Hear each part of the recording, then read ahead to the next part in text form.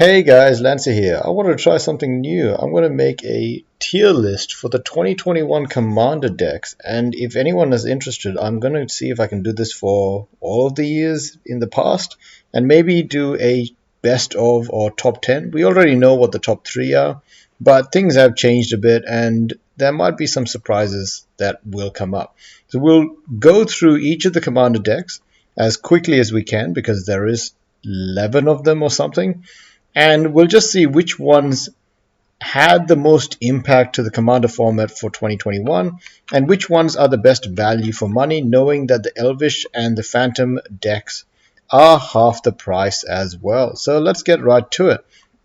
So we got Adventures in the Forgotten Realms. So we're going to start with Adventures in the Forgotten Realms. It is obviously run by Prosper Tome Bound. Now this deck is $67 still on MTG Goldfish. There are some really good cards in it, like Grimhaling, Tiefling, Rogue, and obviously Rogue is a good subtype to be. You got Lochran Warlock Collector, which is also a really nice card.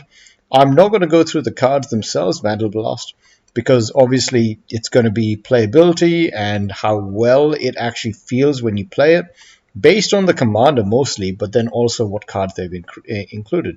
So the commander, Prosper Tomebound, is 2 colorless, 1 black, 1 red, for a 1/4 Death Touch Tiefling Warlock. He's got Mystic Arcanum. At the beginning of your end step, exile the top card of your library. Until the end of your next turn, you may play that card.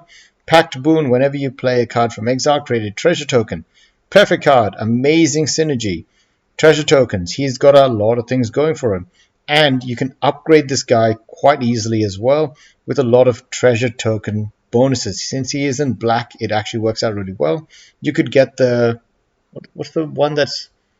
the one where you get 20 treasures and you can win the game, if you want to go that route. Mana Curve. This Mana Curve is very, very nice. For a 2-color deck, there is plenty of ways to make more mana. You got Soul Ring in here. You got Talisman Indulgence. Great card. Still sitting at $3. You got Commander Sphere, not that good. You got, where was the other one?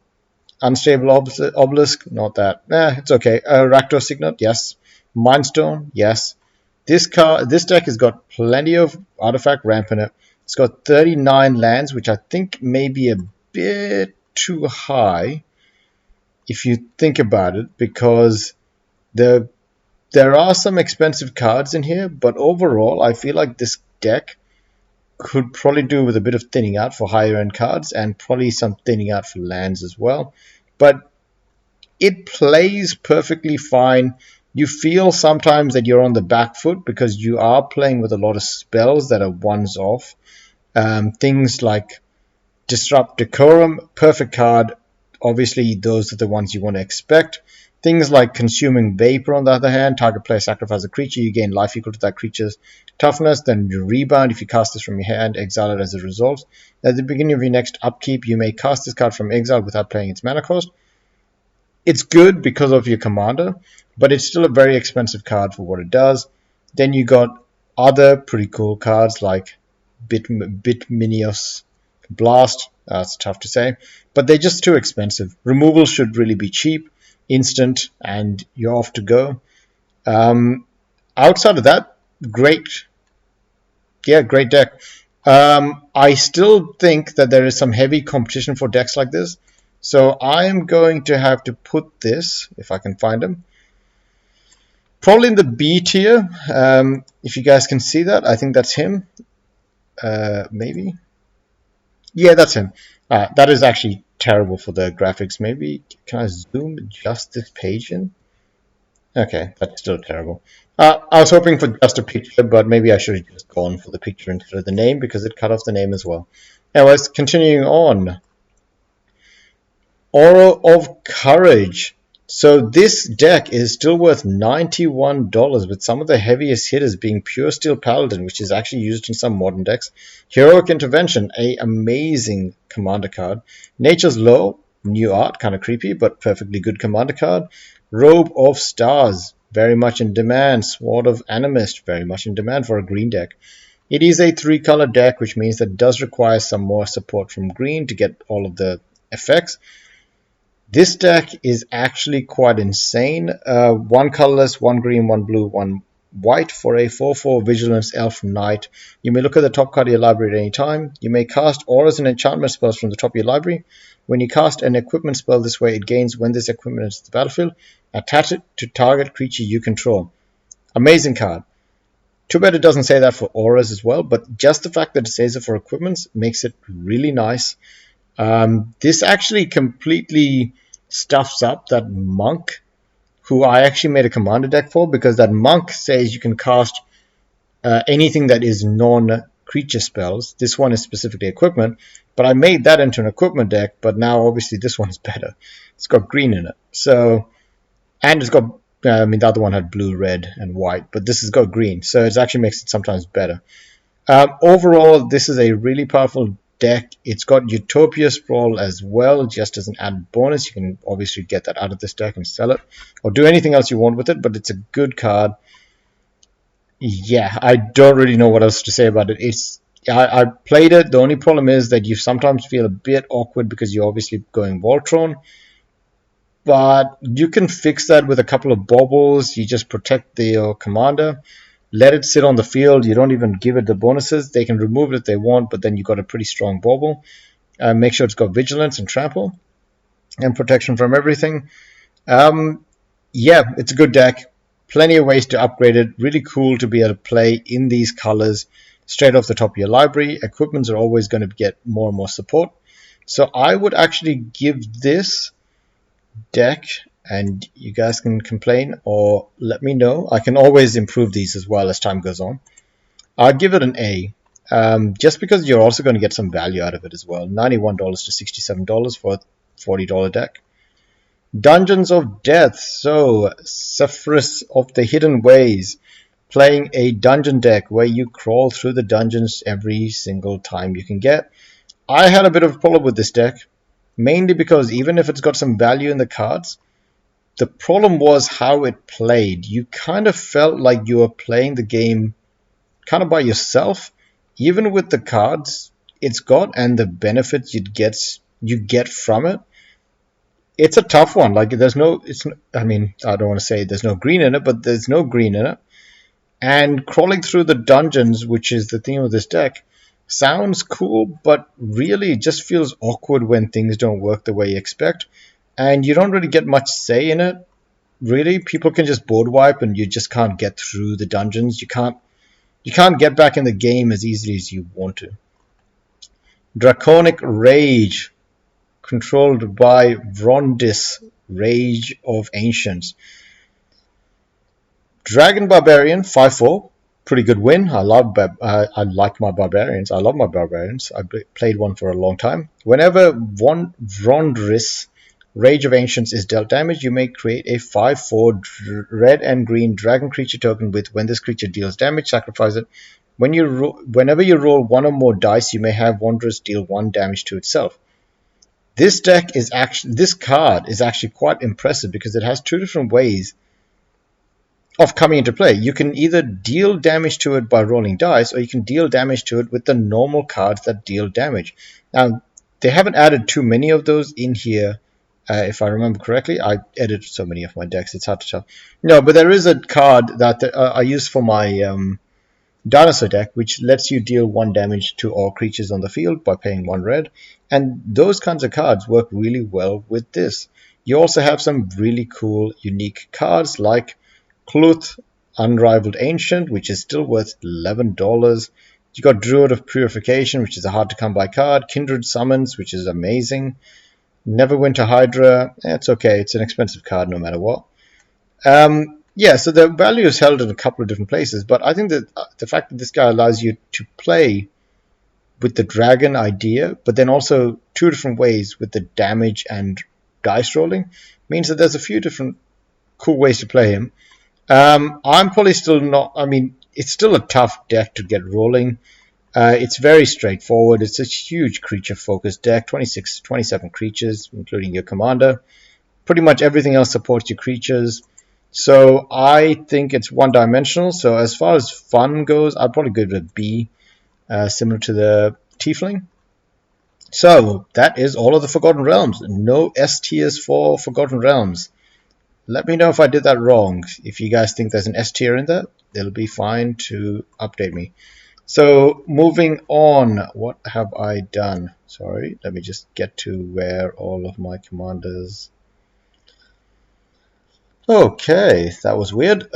First off, Lawhold Legacy, a $90 deck still. Amazing feeling playing this deck. You can take it in a lot of different ways. It's got a lot of support. Artifacts are a great way to go for a Boros deck. I like Boros. I have played and tried to get Boros to work for a long time. This might be one of the best Boros decks out of the gate that I've ever seen. Oromancer's map is great. Really, really great. It's unfortunate it's only in this one deck, but you can already see it's sitting at $16 and this deck's been out for a while. So the rest of it, nothing too crazy. You got Hellkite Tyrant, Solemn Simulacrum. Nah, it's all pretty much in the Archomancer map. Probably worth it just for that card. This deck by itself out of the box plays really well. $90 is a good price point. It's not S tier, but it is really close. I'm going to have to give it a high A. I guess I can do it that way. Yeah, that actually works out pretty well. Okay. Moving on, Prismari Performance. Now, this is a tough deck. It does, when it works, it feels and works amazingly well. When it doesn't work, you feel like you're just wasting your time. There are some cool cards in here, like Varan, Voice of Duality, which are better commanders than Zafai. But it really does depend. If I'm going to rank this out of the box, then it's not going to win that many points because it's just a bit clunky. But with certain changes and with certain commanders, with the same commander, but a certain couple of changes in this deck, it becomes powerful. In fact, it becomes powerful if you have Zephyr and change a couple of things in this deck.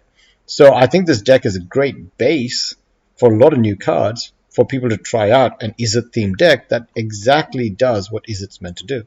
So what I'll do is I'll probably give this a B because it's got potential. Out of the box it plays fine, but its value isn't very high, so it plays fine. It plays fine. Quantum Quandrix, $69, as Rudy would say, giggity, but it's a good card. It's just in too many directions. Adrix Nev Twincaster is an amazing card. Get it if you're playing a token deck because it's very much needed. It's a blue-green commander, which is also very powerful. I am going to say, and this is going to be a fast decision, but I'm going to say that this deck is it's a high B. It's a high B. Even if its value isn't there, it's still got potential and it plays pretty well. Silver Quill Statements tabletop, $61 from Brina the Demagogue. Once again, there are some better commanders in this other than Brina, but it's still a very political deck, and there is one card in here that is amazing. And is it in here or was it the previous one? It might be a nope. Okay, maybe I remembered it wrong, but there was a white card in this deck, I was sure, that let you do some fancy things by getting you ramp in white. Maybe I was thinking of something else, but anyways, the deck itself plays really well. Black-white, great. Lots of politics. I think the biggest problem with this deck is if you're not playing politics and people are just going to keep attacking or whatever, you're going to have trouble getting any kind of footing in this. So I'm going to have to put this as kind of a... Yeah, I think the problem with this deck is it's okay, but it's probably going to not be competitive if people aren't playing the same game that you were planning on getting them to play. It's a politics deck. You had to make sure that they attack each other, and you've got to make sure you get your pawns on the field and not get run over really early on. Luckily, your commander helps because he's so cheap. And last but not least is Witherbloom Witchcraft. So Witherbloom Witchcraft has Widow Dusk Essentia. It's a sacrifice deck. It is black and green. You can think of it as any Golgari deck that's existed before. And for that, we're going to give it a basic score of... I think here. We'll do a review at the end and decide on if that's worth it or not for some of these. I may be a bit harsh. Phantom Premonition. So this deck is probably one of the strangest ones that I've seen. It works well. It's $41. So remember, we're halving the price, so it's $20. So it's double the price of what it was. It still doesn't really play that nicely. There is a couple of things that you could change with this deck to really get it to go. But for the price point, I'm going to have to give it, like the lowest I can give it is a B. So that's pretty much how it goes for a deck like that. And the next one, Elven Empire, sitting at $41 as well. Great deck, super powerful. Now, I normally wouldn't just give this an S because it's a really powerful deck, but I think this is probably one of the few times where the deck was so much fun to play straight out of the box that I actually bought two of them, and one of them that I'm just going to keep unopened for now.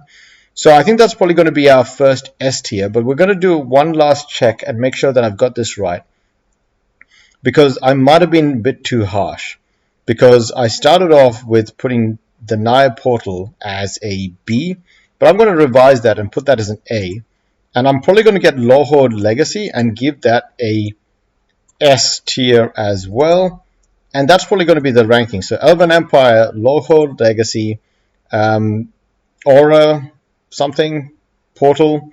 I think this is probably the ranking that I'm going to leave it at. Let me know in the comments what you guys think. And obviously this is terrible for how small it is. I hope you guys can see the picture. Okay, you know what? Zoom it in nice and good. So yep, you got the elf, you got the artifacts, auras, treasure tokens. That's a messy one, but I'm pretty sure that's mostly just tokens, dragons and damage, spells, politics, exiled stuff, dungeons, sacrifice. Anyways, we'll see what happens when Innistrad comes out. I know that Wizards has probably a couple more plans for Commander decks at the end of this year, since that's where they make most of their money. And yeah, let me know if you guys think this is interesting. I can try to do this for other decks as well. Thanks again, and have a good one. See you guys.